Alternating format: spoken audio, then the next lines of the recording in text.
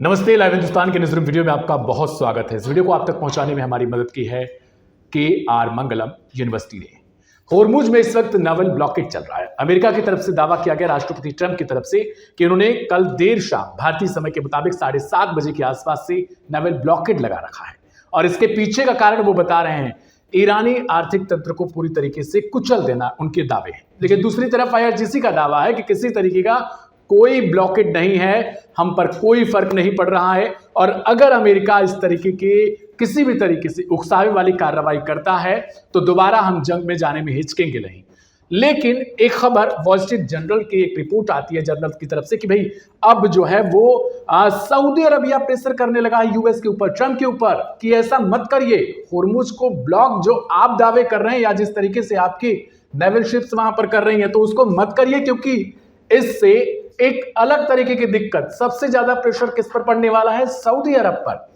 पूरी रिपोर्ट को थोड़ा आसान तरीके से कैसे बिल्कुल, देखिए सीधे तौर पर अगर सऊदी की ये फिक्र है, ये चिंता है, तो ये लाजमी है इस रूप में। हालांकि आबनाए हुर्मुज यानी स्ट्रेट ऑफ हुर्मुज में अमेरिका कुछ नहीं कर सकता, अगर करना होता तो अब तक कर चुका होता।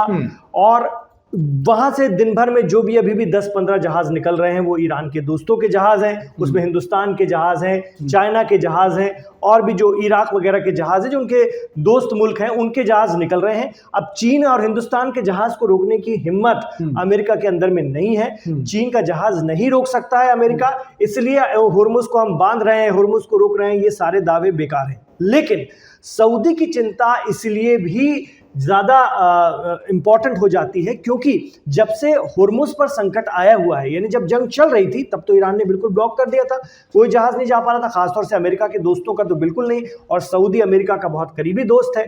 ऐसे में सऊदी ने अपना एक वैकल्पिक रास्ता चुना और वो था बाब अल मंदेब का, जो कि रेड सी से अदन की खाड़ी को जोड़ता है और वहां से सऊदी के तेल के जहाज निकल रहे थे। अब अगर थोड़ा भी प्रेशर, भले ही अमेरिका कुछ कर ना पाए, लेकिन अगर प्रेशर बनाता है और ईरान को गुस्सा आ गया तो ईरान को गुस्सा आना मतलब ईरान समर्थक अंसारुल्लाह या हूतियों का गुस्सा चरम पर पहुंच जाना और वो बाब अल मंदब पर को बंद कर देंगे। वैसे भी सऊदी से उनकी बनती नहीं है, सऊदी के लिए उनके मन में कोई बहुत अच्छी भावना नहीं है, बंद भी कर देंगे तो सऊदी क्या ही कर लेगा, तो फिर जंग की स्थिति बनेगी हूतियों के साथ, वो पहले भी हो चुकी है। तो हूतियों के डर के मारे सऊदी ने अमेरिका को चेताया है कि भाई ईरान को ज्यादा दबाव में मत लाओ या इस तरह की कोई हरकत ना करो हुर्मुज पर, नहीं तो बाब अल मंदेब जो बचा कुछ रास्ता है वो भी बंद हो जाएगा और हमारी मुसीबत हो जाएगी।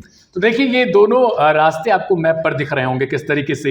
एक तरफ आपको यमन के अंसारुल्लाह दिखाई दे रहे होंगे, दूसरी तरफ आपको IRGC दिखाई दे रही होगी।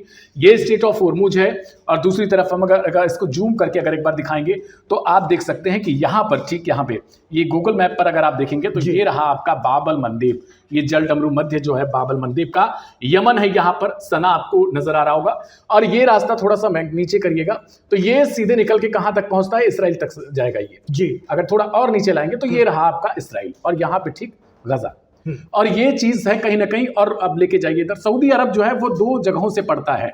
अगर आप देखेंगे तो उसके लिए सबसे अच्छी चीज ये क्या निकल रही थी कि एक साइड होर्मुज का रास्ता भी उसको मिल रहा था जो वैश्विक तेल का सबसे बड़ा सप्लाई रूट माना जाता है। दूसरी तरफ अब अगर हम इधर बात करें बाब अल मंदेब की तो ये भी इसको अहम रास्ता मिल जाता है यहां से निकलने के लिए। एशिया मार्केट, अगर छोटा मैप करिएगा पूरी तरीके से जूम आउट करिएगा, अगर आप देखेंगे तो यहां से होकर ये एशिया के पूरे रीजन्स में, यहाँ पे इंडिया पड़ेगा, इसके अलावा चाइना के लिए भी दूसरी साइड बाकी जगहों के लिए, यानी एशिया का जो मार्केट है इस वक्त, अगर अप्रैल की मैं डेटा की बात करूं और मार्च से अप्रैल के बीच में, तो होर्मुज के बंद होने की वजह से करीब 80% तक जो भी इसका तेल सप्लाई रहा है अब तक, उसके मुताबिक रिकॉर्ड ये बताते हैं कि 80% यहीं से होकर गुजर रहा था जी। यानी रीढ़ जो है वो बचा रखी थी, ऑयल ही है उसका मेन, इसकी वजह से। लेकिन अगर किसी तरीके से, और वैश्विक तेल सप्लाई की बात करें तो 4 से 6%, कभी कभी 10% तक चला जाता है इसी रूट के साथ जी। तो ये सबसे ज्यादा मिलता है किसको इसका लाभ? अगर आप देखेंगे तो यहां पे नजर आ रहा होगा आपको सऊदी के लिए, देखिए इधर भी इसको पोर्ट मिल जाते हैं इसके,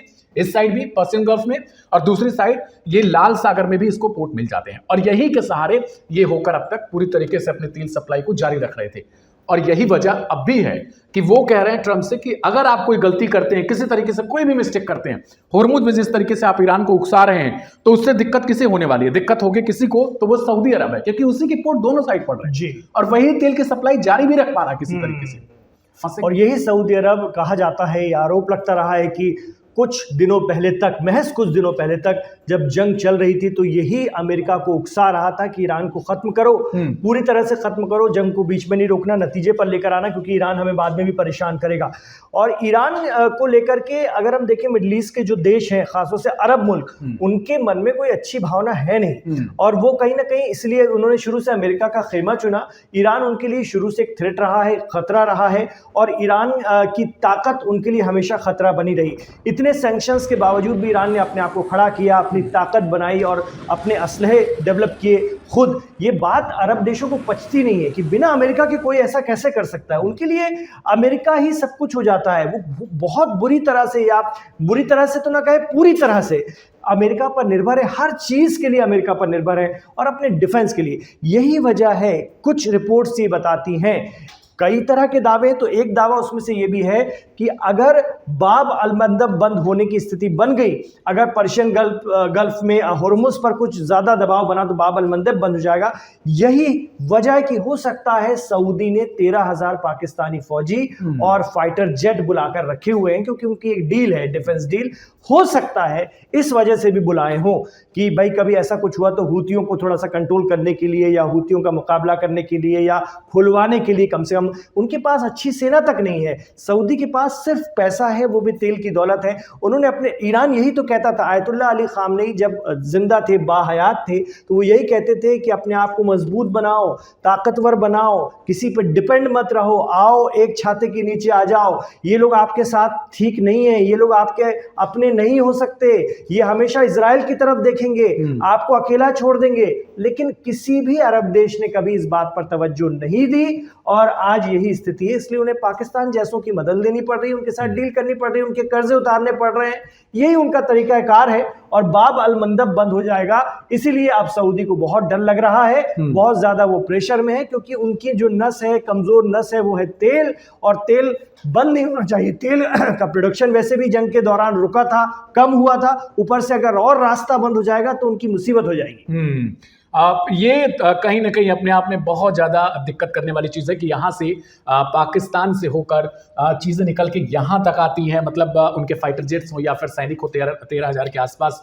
और अब जो इमरान जी जैसा बता रहे हैं कि हो सकता है संभावित ऐसी चीज़ें हों कि जब हूती इसको ब्लॉक करने की कोशिश करें तो सऊदी अरब पाकिस्तान के साथ मिलकर किसी तरीके का इनके साथ, हाँ, मतलब एक ताकत बना के रखी जाए, इसलिए उन्होंने बुला रखा होगा। जी, क्या इनके सेना से या पाकिस्तानी सेना से किसी तरीके का इनके इफेक्ट पड़ेगा? बिल्कुल, देखिए एक दौर वो भी था 2015 में, ये पाकिस्तान के नेतृत्व में ही करीब 30-35 देशों का एक पूरा अलायंस बना था, गठबंधन बना था, जो यमन के अंसारुल्लाह या हूतियों के खिलाफ लड़ा था, और 2 साल लगभग लड़ा था। लेकिन 2 साल में हूती तो बरकरार रहे, अंसारुल्लाह तो बरकरार रहे, वो पूरा अलायंस टूट गया। तो उस वक्त पाकिस्तान ही इसका नेतृत्व कर रहा था। जनरल राहिल शरीफ जो उस वक्त उसके पाकिस्तान के चीफ ऑफ आर्मी स्टाफ हुआ करते थे, वो उसकी क़यादत, उसका नेतृत्व कर रहे थे।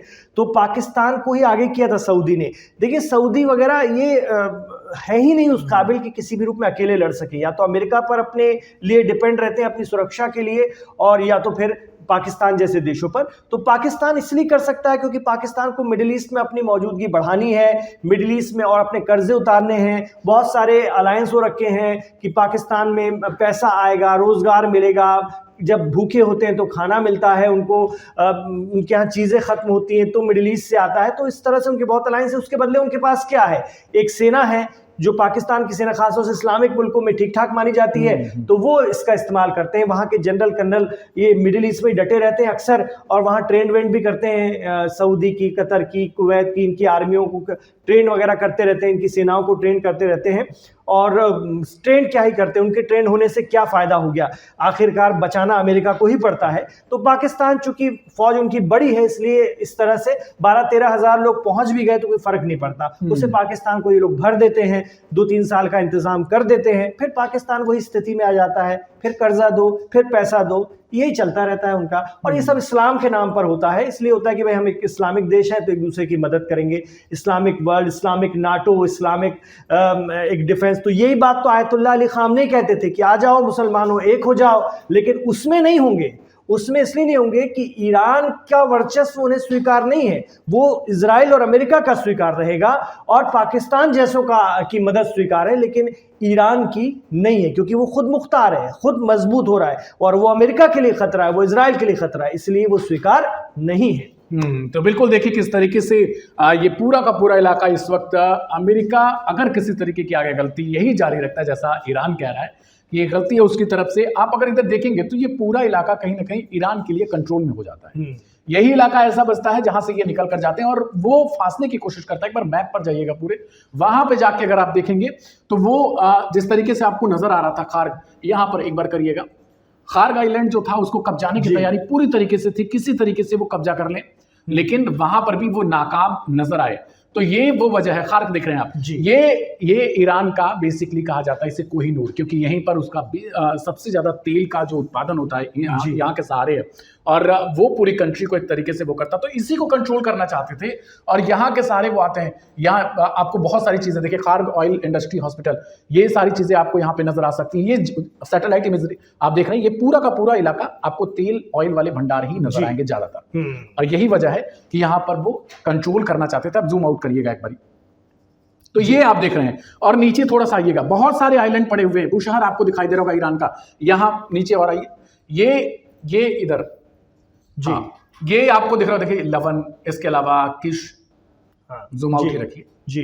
तो यहाँ के सहारे वो एक तरीके से पूरे इस रीजन पर कंट्रोल करता है, होर्मुज पर, और यही गलती कर रहा है अमेरिका को। वो बार बार बोल रहा है कि इसके अंदर अगर आप आए तो यहाँ पे आपको फंसाने की सबसे ज्यादा उसके पास है, क्योंकि आप यूएई के पास जा सकते हैं, दूसरी तरफ सऊदी अरब के पास जा सकते हैं, मनामा आपको नजर आ रहा होगा, जूम आउट करिएगा, वहां पे आप जा सकते हैं बहरीन में, लेकिन ये और कतर, ये आपको ये सब नजर आ रहे हैं, बहुत छोटे छोटे ये रीजन है। यूएई को अगर आप देखेंगे तो इतने में ही सिमट गया, ओमान, और इधर आपको वो सऊदी अरब सबसे ज्यादा इस रीजन में पूरे बहुत ज्यादा क्षेत्रफल वाला मौजूद है, लेकिन उसके पास भी कोई इस तरीके की आर्मी नहीं है, क्योंकि सब कुछ देख रेख करने वाला अमेरिका है। ऐसे में जो सबकी रक्षा करता हो और खुद जाके यहाँ पे फंस जाए, तो आप सोचिए किस तरीके से ईरान उनको पीट सकता है, जैसा वो कहता है। बिल्कुल, और न सिर्फ अमेरिका फंसा है बल्कि वो फिर दोबारा से बातचीत करने की तैयारी कर रहा है, क्योंकि उनके भी समझ में आ रहा है कि जो हल निकलेगा वो सिर्फ टेबल पर निकलेगा। ये सारा उन्होंने करके देख लिया, आपने देखा ना 40 दिनों में ये सब करके देख लिया। खार्ग आइलैंड जिसका आपने जिक्र किया से लेकर के हुर्मुज, और हुर्मुज पर ज्यादा दबाव आएंगे तो बाब अल मंदब भी जाएगा, तो इन्होंने सब कर देख लिया है, उल्टे लटक गए हैं, सर के बल हो गए हैं, सब कर लिया, सारे जतन कर लिए, कुछ हासिल नहीं हो रहा है और अब वापस आना पड़ेगा बातचीत की टेबल पर। और जो सऊदी कह रहा है, जो बना रहा है, और अब अंदर खाने सऊदी या मिडिल ईस्ट के दूसरे देश भी अमेरिका को ये कहते होंगे भैया बात कर लो और हमारी जान बख्शवाओ, और यही अब कवायद चल रही होगी, क्योंकि बहुत सी ऐसी खबरें आ रही है, पाकिस्तान के हवाले से भी आ रही है कि नेक्स्ट बातचीत हो सकती है, दोनों इसी दिशा में बढ़ सकते हैं, और यही एक वाहिद एकमात्र रास्ता है। इसके अलावा कोई विकल्प अब खुला नहीं है, सैन्य विकल्प नहीं ईरान के सामने चल सकते। ये अब अमेरिका को आ ही गया है समझ में, वो भले ही सामने से न दिखाने की कोशिश करे। बिल्कुल, तो चलिए देखिए, ईरान बार बार कहता है कि अमेरिका पर भरोसा नहीं किया जा सकता, वे कभी भी कुछ भी इस तरीके की चीजें कर लेते जो पूरे रीजन को कहीं ना कहीं संकट में डाल देता है। फिलहाल आपकी क्या राय है, क्या हूती आगे ऐसा कुछ कर सकते हैं? जिस तरीके से उनके बयान कल रात भी उनके तमाम मीडिया आउटलेट्स में जो सना से चलते हैं उनकी तरफ से आ रहे थे, उनमें भी बार बार इस बात का जिक्र किया जा रहा था कि अगर लगातार अमेरिका ऐसी दुस्साहस को जारी रखता है तो फिर मजबूरन हूती कुछ कदम उठाएंगे। क्या लगता है आपको? कमेंट बॉक्स में जरूर लिखिएगा। ढेर सारी खबरों के लिए बने रहिए लाइव हिंदुस्तान के साथ। शुक्रिया।